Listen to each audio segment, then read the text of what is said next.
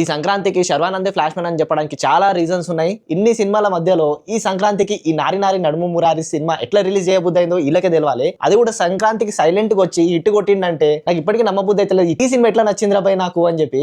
ఎట్లాంటి ఎక్స్పెక్టేషన్ లేదు, ట్రైలర్ కూడా అంతగా ఏమనిపించలేదు, just okay trailer. And that సమాజ వర్గం డైరెక్టరే, దీనికి కూడా డైరెక్టర్. ఏం లేవు, సింపుల్ గా సినిమాకి పోయినా వచ్చిన అంతే. Clean comedy, healthy comedy. ఎక్కడ నవ్వాలో అక్కడ నవ్వించేసి, ఇక్కడ కొంచెం ఎమోషనల్ చేయాలో అక్కడ కొంచెం ఎమోషనల్ చేసి, ఎక్కడ కూడా ట్రాక్ అనేది సైడ్ తప్పకుండా చాలా క్లీన్ గా తీసుకుపోయిన రబ్బా సినిమా మొత్తం. నేనే పరేషాన్ అయిపోయినా, ఇంత మంచి సినిమా పెట్టుకొని అసలు దీనికి థియేటర్స్ ఇవ్వకపోవడం ఏంది, జనాలు రాకపోవడం ఏంది, ప్రాపర్ ప్రమోషన్స్ చేయకపోవడం ఏంది. ఇన్ని సినిమాలు ఉన్నాయిగా, ఈ సినిమాలో మన సినిమా ఆడుద్దో లేదో అన్న డౌట్ తోని వీళ్ళు ఈ సినిమా రిలీజ్ చేసినట్టు అనిపించింది నాకైతే. సమాజ వర్గంలో పెద్దగా స్టోరీ ఏమి ఉండదు, కానీ కామెడీ టైమింగ్ కానీ అవన్నీ ఎక్కువ ఉంటది. దీంట్లో మాత్రం ప్రతి ఒక్కరికి స్క్రీన్ టైం ఉంటది. అండ్ ప్రతి ఒక్కరు ఎందుకున్నారు అనే దానికి కూడా చాలా రీజనబుల్ ఐడియాస్ ఉంటాయి, చాలా రీజనబుల్ స్టోరీ ఉంటది వాళ్ళకి. నాకు మెయిన్ గా నరేష్ గారి బ్లాగ్స్ మాత్రం చాలా అంటే చాలా మంచి అనిపించింది. ఆ కాన్ఫ్లిక్ట్స్ తీసుకోవడం కానీ, నరేష్ గారిని ఆ సెకండ్ పెళ్లి అదే మళ్ళీ పెళ్లి అనేది కానీ, నరేష్ గారి బ్లాగ్స్ మాత్రం అసలు మిస్ అవ్వద్దు. అండ్ శర్వానంద్ కి చాలా తక్కువ ప్రియారిటీ ఇచ్చి మిగతా స్టోరీకి అండ్ హీరోయిన్స్ కి నరేష్ గారికి ఎక్కువ ప్రియారిటీ ఇచ్చినట్టు నాకు అనిపించింది. మీకు ఎట్లా అనిపించిందో కింద కామెంట్ లో పెట్టుండ్రి. సంయుక్తకి యాజ్ ఎ ఎక్స్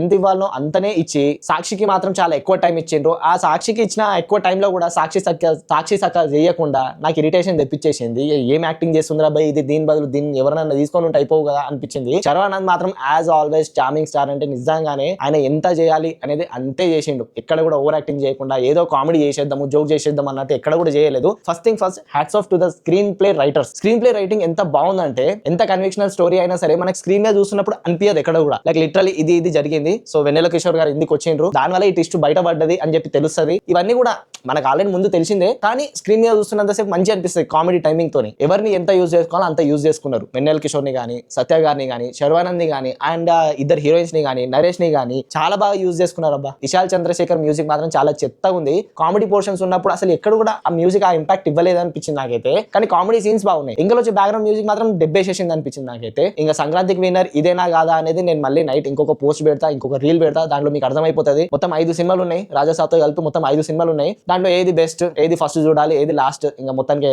మింగ పెట్టేసింది ఏది అనేది మీకు ఈవినింగ్ పోస్ట్ లో అర్థమైపోతుంది. So that's the review on నారి నారి నడుము Murari, charming star Sharwanand. Signing off from movie తక్. జై హింద్.